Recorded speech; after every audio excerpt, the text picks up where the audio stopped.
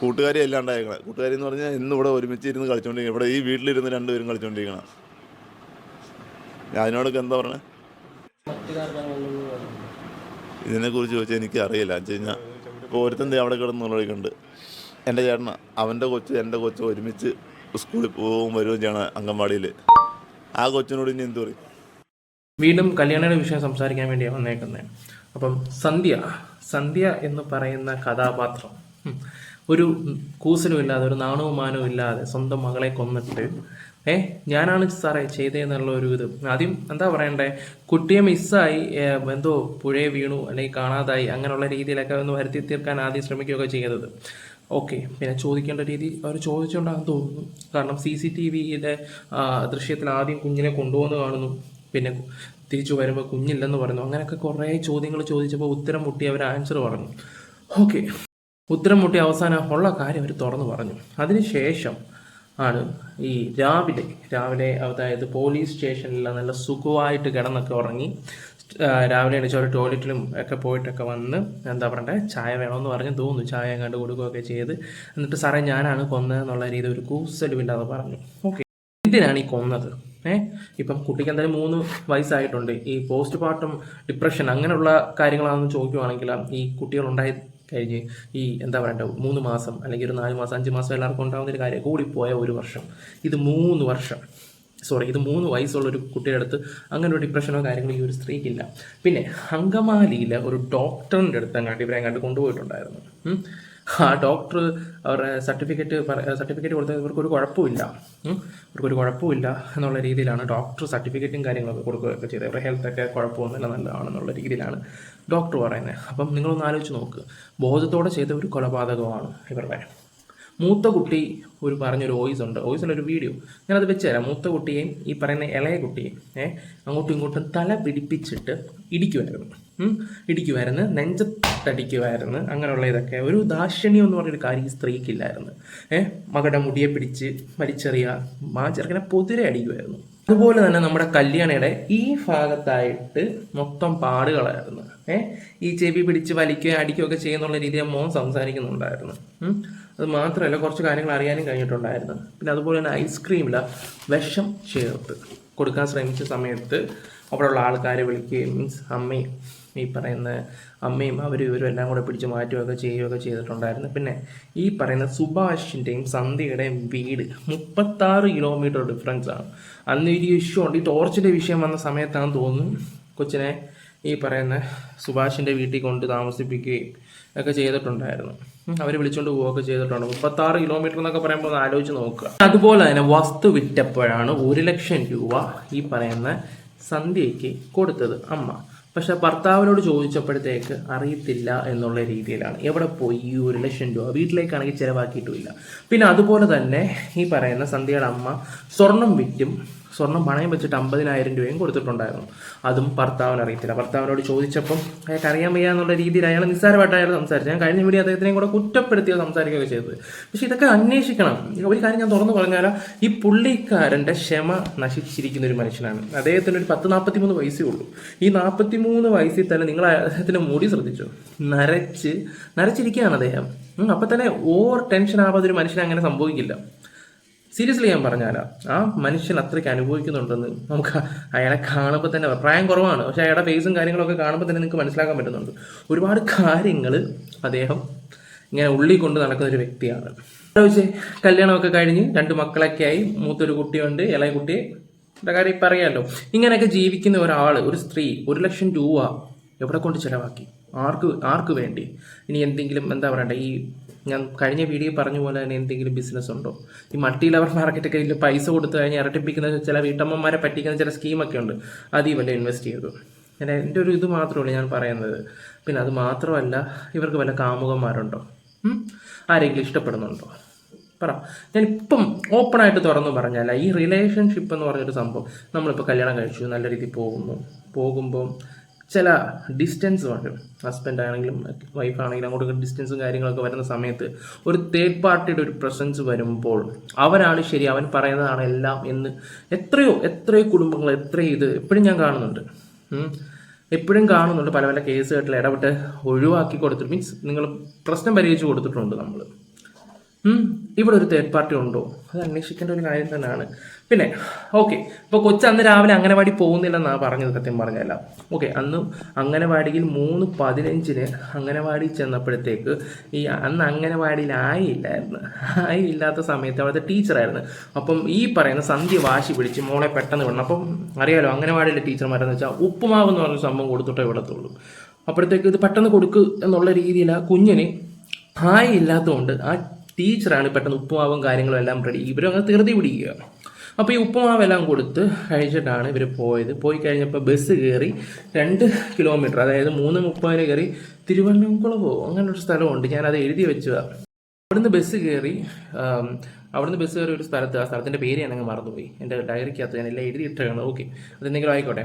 അവിടെ നിന്ന് ഇറങ്ങി ഓട്ടോ പിടിച്ചിട്ടാണ് ഈ പറയുന്ന പാലത്തിൻ്റെ ആ ഭാഗത്തും കണ്ട് ചെന്നത്. പാലത്തിൻ്റെ അവിടെ ചെന്ന് ഇറങ്ങി കഴിഞ്ഞിട്ട് ഈ കുഞ്ഞിനെ ഇട്ടിട്ട് ഇവർ തിരിച്ചു പോകാൻ നേരത്ത് പരിചയക്കാരനായിട്ടുള്ള ഒരു ഓട്ടോ ഡ്രൈവർ ചോദിച്ചു എവിടെ പോയതാണ്. അപ്പോഴാണ് ഇന്ന സ്ഥലത്ത് വരെ പോയതാണ്. അപ്പോൾ ആ ഓട്ടോ കയറിയിട്ടാണ് ഈ പറയുന്ന വീട്ടിലെത്തിയത്. ആ ഓട്ടോക്കാരൻ്റെ അവിടെ ചെന്നിട്ട് വീട്ടിലെത്തുകയും ചെയ്തത്, അതായത് സന്ധ്യയുടെ വീട്ടിലെത്തിയത്. അതായത് കുറുമശ്ശേരി, അതാണെന്ന് തോന്നുന്നു, അവിടെ വിടാനാണ് പറഞ്ഞത്. 7 മണിയായപ്പോൾ ഈ പറയുന്ന സന്ധ്യയുടെ അമ്മ വന്നിട്ട് ചോദിക്കുകയും ചെയ്തു, കുഞ്ഞ് എന്തായിട്ടുള്ള രീതി ചോദിക്കുകയും ചെയ്തു.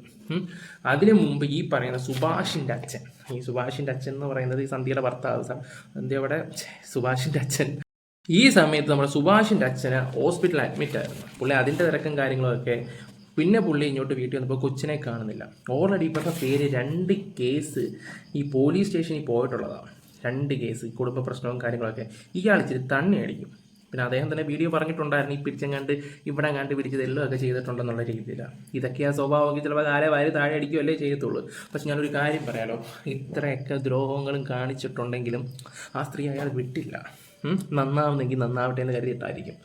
ഓക്കെ, അപ്പം ഈ 2 കേസ് ഓൾറെഡി ഉണ്ടായിരുന്നു. അപ്പോൾ സുഭാഷ് കൊണ്ട് കേസ് കൊടുത്ത് കഴിഞ്ഞപ്പോൾ ആൾക്കാർ കൂടാൻ തുടങ്ങി, ബന്ധുക്കൾ കൂടാൻ തുടങ്ങി. അവസാനം പോലീസുകാർ സംശയമുണ്ട്, കുറച്ച് കാര്യം ചോദിക്കണമെന്നും പറഞ്ഞിട്ട് ചേച്ചി അങ്ങ് പോലീസ് സ്റ്റേഷനിലോട്ട് കൊണ്ടുപോവുകയും ചെയ്തു. അമ്മായിയമ്മ, അതായത് ഈ പറയുന്ന സുഭാഷിൻ്റെ അമ്മായിയമ്മ പറയുന്നത് സുഭാഷ് കള്ളുകുടിയനും അതൊക്കെയാണ്. ഈ കല്യാണം കഴിഞ്ഞതിന് ശേഷമാണ് ഇവിടെ ഇങ്ങനെ ആയതും ദേശീയ വാശ്യം അതുള്ള കാര്യങ്ങളൊക്കെ. എന്തുവായാലും നൊന്ത് പ്രസവിച്ച കുഞ്ഞാണ്. ഞാൻ ചോദിക്കുന്ന ഒരു ചോദ്യം എന്ന് പറഞ്ഞാൽ, നിങ്ങളുടെ വയറ്റിൽ നിന്ന് തന്നെയല്ലേ വന്നത്? അവർ കേൾക്കത്തില്ല, എന്നാലും നമുക്കിരുന്ന് പറയാം. അത് വേറെ ഒരാടെയാണോ ഈ പറയുന്ന സുഭാഷിൻ്റെ, അല്ലാതെ വേറെ ആരുടെയെങ്കിലും ആണോ? അതിൻ്റെ വല്ലതും കുറ്റബോധമാണോ? ചില ആൾക്കാർ അങ്ങനെയൊക്കെ ഉണ്ട്. കാരണം എന്ന് പറഞ്ഞാൽ ഒരാളുമായിട്ട് റിലേഷൻ ആയിക്കൊണ്ടിരിക്കുന്ന സമയത്ത് വേറൊരുത്തിനുമായിട്ട് എന്തെങ്കിലും ബന്ധമോ കാര്യങ്ങളൊക്കെ ഉണ്ടായി കഴിഞ്ഞിട്ട് കുറേ നാൾ കഴിഞ്ഞിട്ട് വല്ല ചേട്ടാ തെറ്റ് പറ്റിപ്പോയി എന്നുള്ള രീതി ചിലവരെ അക്സെപ്റ്റ് ചെയ്യും, ചിലവർ പൊടിയെന്നും പറഞ്ഞിട്ട് പറഞ്ഞു വിടുന്ന ആൾക്കാരുണ്ട്. ചില ആൾക്കാരൊന്നും എന്താ പറയണ്ടേ, ഇതിങ്ങനെ വെച്ചുകൊണ്ട് ഇങ്ങനെ ഇരിക്കും, മൈൻഡ് മൊത്തം ഇങ്ങനെ അവൻ്റെ കുഞ്ഞാണ് അവനെന്നെ തിരിഞ്ഞു നോക്കിയിട്ടില്ല, കുഞ്ഞിനെ ഇത് ചെയ്യണം, അങ്ങനെ ചിന്തിക്കുന്ന കുറേ ആൾക്കാരുണ്ട്. ഞാൻ പറഞ്ഞതേ ഉള്ളൂ, CID അത് ഇതൊന്നും കളിക്കുമെന്നല്ല, ഓരോ വ്യക്തിയുടെ കാര്യങ്ങളാണ് ഞാനീ പറയുന്നത്. ചിലപ്പോൾ അങ്ങനെയും തീർക്കാം. ഓക്കെ, എന്തായാലും കൂടുതൽ വിവരങ്ങളൊക്കെ അറിയുമ്പോൾ ഞാൻ നിങ്ങളെ ഇപ്പോൾ ഇതൊരു സ്റ്റോറി, ഇതാണ് കറക്റ്റ് സ്റ്റോറികളും കാര്യങ്ങളൊക്കെ. സ്ഥലപ്പേര് അങ്ങോട്ടും ഇങ്ങോട്ടും എനിക്ക് ഡയറി ഞാൻ എഴുതി വെച്ചിട്ടുണ്ടായിരുന്നു. ഇതിപ്പോൾ ഞാൻ റൂമിൽ പെട്ടിരിക്കുകയാണ്, അങ്ങോട്ട് ഇറങ്ങാൻ പറ്റാത്ത അവസ്ഥയാണ്. ഓക്കെ, അപ്പോൾ നമുക്ക് കുറച്ച് വീഡിയോസൊക്കെ അച്ഛൻ പറയുന്ന കാര്യങ്ങളൊക്കെ ഒന്ന് ജസ്റ്റ് ഒന്ന് കേട്ടിട്ട് നമുക്ക് ഈ വീഡിയോ അവസാനിപ്പിക്കാം. പുതിയതായിട്ട് നമ്മുടെ ചാനൽ കാണുന്നവരൊന്ന് ലൈക്ക് ചെയ്യുക, സബ് ചെയ്യുക, നിങ്ങളുടെ അഭിപ്രായങ്ങൾ എന്തായാലും ഒന്ന് കമൻറ്റ് ബോക്സിൽ രേഖപ്പെടുത്തുക. ഇതിനെക്കുറിച്ച് ചോദിച്ചാൽ എനിക്ക് അറിയില്ല. എന്ന് വെച്ച് കഴിഞ്ഞാൽ ഇപ്പോൾ ഒരുത്തൻ്റെ അവിടെ കിടന്നുള്ളവരൊക്കെയുണ്ട്. എൻ്റെ ചേട്ടന, അവൻ്റെ കൊച്ച് എൻ്റെ കൊച്ച് ഒരുമിച്ച് സ്കൂളിൽ പോവുകയും വരികയും ചെയ്യണം അംഗൻവാടിയിൽ. ആ കൊച്ചിനോട് ഇനി എന്ത് പറയും? കൂട്ടുകാരി എല്ലാം ഉണ്ടായിരിക്കണം. കൂട്ടുകാരി എന്ന് പറഞ്ഞാൽ ഇന്ന് ഇവിടെ ഒരുമിച്ച് ഇരുന്ന് കളിച്ചുകൊണ്ടിരിക്കണം. ഇവിടെ ഈ വീട്ടിലിരുന്ന് 2 പേരും കളിച്ചുകൊണ്ടിരിക്കണം. അതിനോടൊക്കെ എന്താ പറയണേ? ഞാനിവിടെ നിന്ന് എൻ്റെ കുഞ്ഞാന്ന് വിളിച്ചു കഴിഞ്ഞാൽ എവിടെ ഉണ്ടെങ്കിലും മന്ന. ഇനി ഞാൻ ആരും വിളിക്കും?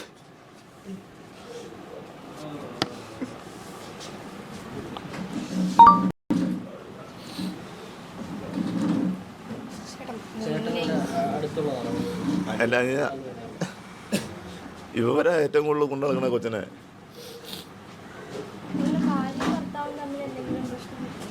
അതൊക്കെ ഈ കൊച്ചിനോട് ചോദിച്ചു. ഞാൻ പറയും എൻ്റെ ഭാഗം പറയണമെന്ന് പറയില്ലേ. കൊച്ചു നോണ പറയില്ലല്ലോ, കൊച്ചിനോട് ചോദിച്ചു. അത് മൂത്ത മകൻ.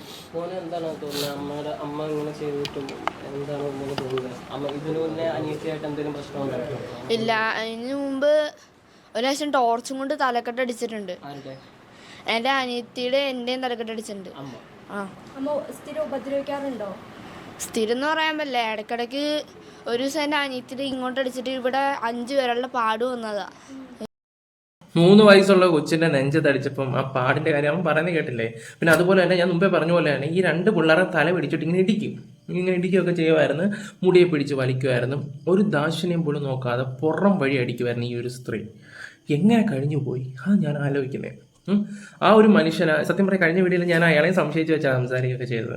പക്ഷെ ഞാൻ ഓരോരുത്തരോടും ഇങ്ങനെ വിളിച്ച് ചോദിക്കുകയും ഒക്കെ ചെയ്യുമ്പോൾ പിന്നെ ഞാൻ ആ വീഡിയോയിൽ പറഞ്ഞത് തെറ്റായിപ്പോയെന്ന് പോലും എനിക്ക് തോന്നുന്നുണ്ട്. അത്രയ്ക്ക് പറയണ്ടായിരുന്നു എന്നുള്ള രീതിയിലാണ്. അദ്ദേഹത്തിൻ്റെ ടെൻഷനും കാര്യങ്ങളൊക്കെ കൊണ്ടുതന്നെയാണ് ആ ഒരു വ്യക്തി ഇങ്ങനെ ആയത്. കുറവാണ് വയസ്സ്, 40 വയസ്സുണ്ടെങ്കിൽ ഇത്രയും നരയും കാര്യങ്ങളും നിങ്ങളൊന്ന് ആലോചിച്ച്. ടെൻഷനാണ്, ഒടുക്കത്തെ ടെൻഷൻ. പറഞ്ഞിട്ട് കാര്യമില്ല. നമ്മുടെ വീടെന്ന് പറഞ്ഞൊരു കാര്യം, വീട്ടിലെ സ്ത്രീകൾ എല്ലാവരും പറയുന്ന സ്ത്രീകൾ ഈ അടുക്കളയിൽ മാത്രം, അങ്ങനൊന്നും അല്ല. എന്ത് കാര്യം ഉണ്ടെങ്കിലും എന്താ പറയണ്ടേ, ഓപ്പണായിട്ട് ഇപ്പം ഭർത്താവാണ് അല്ല ഭർത്താവിൻ്റെ വീട്ടിലിരിക്കുമ്പോൾ നമുക്ക് പറയാം, അങ്ങനൊന്നുമില്ല. നമുക്ക് എന്ത് ശരിയെന്ന് തോന്നുന്നു നമ്മൾ ആ കാര്യങ്ങൾ അവിടെ കറക്റ്റായിട്ട് പ്രസൻറ്റ് ചെയ്യേണ്ട ആൾക്കാരാണ്. ഇപ്പം കാലമൊക്കെ മാറി. വണ്ടിയിൽ അടുക്കള പുറത്തിരുന്ന് എത്തി നോക്കേണ്ടതൊന്നും അല്ല. ഇപ്പം എന്തിനും മുന്നിട്ട് നിൽക്കേണ്ട നിങ്ങളൊക്കെ തന്നെയാണ്. പക്ഷേ ഒന്ന് ആലോചിച്ച് നോക്കിയേ, അന്നേരത്തെ ഓരോ ഇതിന് വേണ്ടി മക്കളുടെയൊക്കെ ജീവിതമൊക്കെ കളയാമെന്ന് പറയുമ്പോഴേ എനിക്കറിയത്തില്ല ഇങ്ങനെയൊക്കെ ഉണ്ടോ മനുഷ്യരെന്നുള്ള രീതിയിലാണ്. ഓക്കെ, നമ്മൾ ബാക്കിയും കൂടെ വെക്കാം. ഇതൊക്കെ വെച്ച് നോക്കുമ്പോൾ ഞങ്ങളുടെയൊക്കെ വീട്ടിലെ സ്വർഗ്ഗമാണ്. ഞാനൊക്കെ എന്ന് പറഞ്ഞാൽ പറ്റത്തില്ല ഭയങ്കര സ്പെഷ്യൽ കമ്മയെന്ന് പോയിക്കേ എന്നൊക്കെ പറയുമ്പം മോനേന്നും പറഞ്ഞിട്ട് നമ്മൾ എടുത്തോട്ട് വരും. നമ്മളെപ്പോഴും വഴക്ക് പറയും എന്തെങ്കിലും ഒരു കാര്യം ഉണ്ടെങ്കിൽ അമ്മ എന്നൊക്കെ പറഞ്ഞിട്ട്.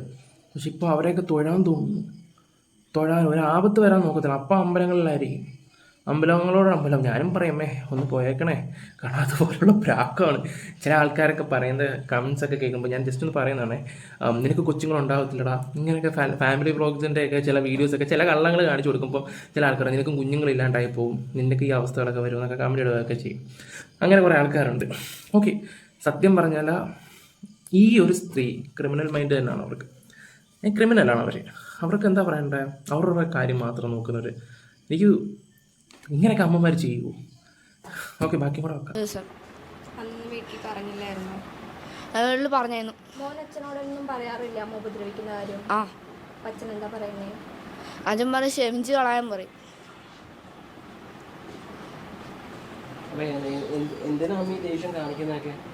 അതെനിക്കറിയില്ല, വെറുതെ ഇന്ന് ദേഷ്യം എന്നോട് വെറുതെ ദേഷ്യ. അച്ഛനും അമ്മയും വീട്ടിൽ എന്തെങ്കിലും അടി കൂടാറുണ്ടോ? ഇല്ല. അവള് പറഞ്ഞത് ഇവര് പറഞ്ഞുള്ള അറിവ് എനിക്കുള്ളൂ. ഇവരോട് പറഞ്ഞത് എനിക്ക് വേറെ ഭാര്യയും മക്കളൊക്കെ ഉണ്ടെന്നാണ് ഇവരോട് പറയണത്. അങ്ങനെയാണ് അവള് ഇവരോട് പറയണത്. അല്ലാതെ എനിക്ക് വേറെ ഒന്നും അറിയില്ല. ഇവര് പറഞ്ഞ് ഉള്ള അറിവ് എനിക്കുള്ളൂ. എന്നോട് ഡയറക്റ്റ് പറഞ്ഞിട്ടുമില്ല. എന്നോട് വിരോധമൊന്നും കാണിച്ചിട്ടില്ല. പിന്നെ ഇന്നലെ കൂടി എനിക്ക് രാവിലെ ചായ എടുത്ത് കൊണ്ടുവന്ന് എല്ലാ സാധനങ്ങളും ചെയ്ത് എല്ലാം ചെയ്തിട്ട് പോയതാണ്. ഇതേ അവിടെ ചോറും വെച്ച്, ഒരു കാലം ചോറും വെച്ചിട്ടുണ്ട്. ഇതെല്ലാം ചെയ്തിട്ട് പോയതാണ്. ഞാൻ ഇവിടെ ഉണ്ടായിരുന്നു പോലുമില്ല.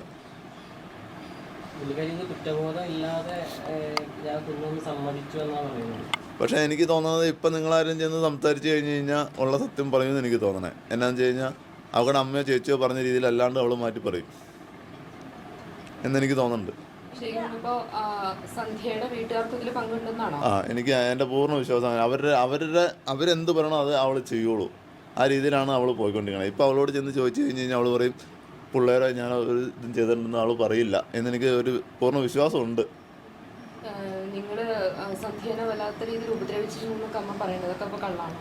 അത് അമ്മ പറയണത് വെറും കള്ളാണ്. കാരണം വെച്ച് ഞാൻ 1-2 പ്രാവശ്യം ഇങ്ങനെ താടകയൊക്കെ പിടിച്ചിട്ടുണ്ട്. ഇല്ലയെന്ന് ഞാൻ പറയാനുള്ള സൈ കിട്ടി കഴിയുമ്പോൾ ഈ പിള്ളേരെ ഉപദ്രവിക്കുമ്പോൾ മാത്രമേ ഞാൻ അങ്ങനെ ചെയ്തിട്ടുള്ളൂ. അതൊക്കെ നേരത്തെയാണ്, ഇപ്പോഴൊന്നും അല്ല.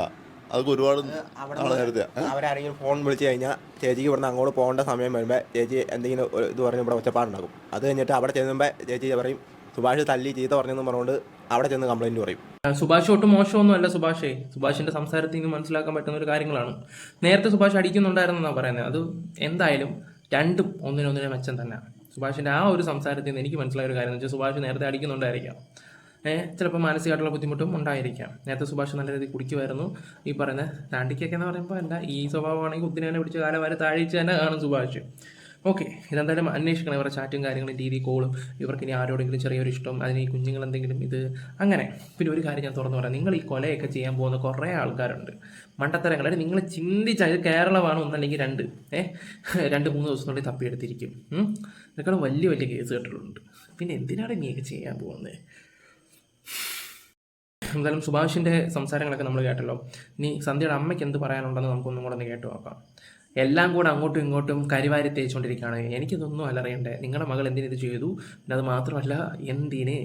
മാത്രമല്ല ഒരു തേർഡ് പാർട്ടി ഒരാൾ ആരെങ്കിലും ഉണ്ടോ, എന്തായാലും ഉടനെ അറിയാതെ അവിടെ പോകാനാ. എന്തായാലും സന്ധ്യയുടെ അമ്മയുടെ സംസാരം കേൾക്കാം. ഇങ്ങനെ ചെയ്തേക്കണതേ ഈ സന്ധ്യക്ക് മാനസിക രോഗം ഉണ്ടെന്നാണ് അവർ പറയുന്നത്, ശരിയാണോ? അത് അവര് ഇപ്പൊ അവള് പറഞ്ഞല്ല, അവരുടെ വീട്ടിൽ ചെന്ന പിന്നെ അവള് എന്റെ അനിയത്തി ഇങ്ങനെ ആയിരുന്നു, അങ്ങനെ വന്നേക്കണതാണ്. അല്ലാണ്ട് അവക്ക് എങ്ങനെയാണ് അവിടെ എന്താ പീഡനം ഉണ്ടായിരുന്നത്? പീഡനമുണ്ട്. അമ്മായിമ്മയായിട്ട് അമ്മായിമ്മ കൂടൂല, മനസ്സം കൂടൂല. ഈ അനിയന്മാര് കെട്ടിയോ ഈ ഭർത്താവ് ഇത്ര പേരേ ഉള്ളൂ ആ വീട്ടില്. പിന്നെ അത് ചുറ്റും 2-3 വീടുകളും ഉണ്ട്. അവിടുത്തെ ആൾക്കാരും ഇതിനോട് മിണ്ടേയില്ല. എന്തെങ്കിലും കൊങ്കൂത്ത് പറഞ്ഞ് ഇന്ന് ജീവിക്കാൻ നിർത്തിയില്ല അവിടെ. ഏതൊക്കെ തരത്തിലാണ് ഉപദ്രവിച്ചതെന്നാ പറഞ്ഞത് മകള്? എന്നാണ് ഇവൻ തല്ലലും പിടിക്കലും കുടിച്ചുകൊണ്ട് വന്നുകൊണ്ട് ഇതാണ് ഇതിവിടെ സ്വർണ്ണമൊക്കെ എടുത്ത് ഇവിടെ ചെന്ന് കല്യാണത്തിന് 5 ദിവസം കഴിഞ്ഞപ്പോൾ താൽമാല പൊട്ടിച്ചെടുത്തവൻ. പിന്നെ അമ്മായിമ്മ അങ്ങനെ. ഓക്കെ അപ്പം മരിച്ചുപോയ കുട്ടിക്കൊന്നും ഒരു വിലയില്ലല്ലേ? ഈ പറയുന്ന മോളെ ദ്രോഹിച്ചു, അതാണ് ചിലപ്പോൾ കാണുമായിരിക്കാം, അനുഭവിച്ചിട്ടുണ്ടായിരിക്കാം. എന്തോ ആയിക്കോട്ടെ, ഇവർക്ക് മാനസികമായിട്ടൊരു കുഴപ്പമില്ല. എന്തിനാ കുഞ്ഞിനെ തീർത്തു? അതൊരു ചോദ്യം തന്നെയല്ലേ? എത്രയൊക്കെ വായത്താള മോക്ക് വേണ്ടി ഇതൊക്കെ അടിക്കുന്നത്, എന്തുകൊണ്ട് മോൾ അത് ചെയ്തു? എൻ്റെ അമ്മേ, സമാധാനമായിട്ട് ഉറക്കം ഇന്ന് തൊട്ട് നിങ്ങളെയും പോയെന്നങ്ങ് കരുതിയാൽ മതി. ഓക്കെ, എന്തായാലും നമുക്കിനി ഒരുപാട് കാര്യങ്ങൾ അറിയാൻ കിടപ്പുണ്ട്. ഞാൻ നിങ്ങളെ തീർച്ചയായിട്ടും അറിയിക്കുന്നതായിരിക്കും. നമ്മുടെ ചാനൽ ആദ്യമായിട്ട് കാണുന്നവർ സബ് ചെയ്യുക, ലൈക്ക് ചെയ്യുക, നിങ്ങളുടെ അഭിപ്രായങ്ങൾ എന്തായാലും കമൻറ്റ് ബോക്സിൽ കൊടുക്കുക. Bye, love you all. എല്ലാവരും അഭിപ്രായം കൊടുക്കുക. Okay, by.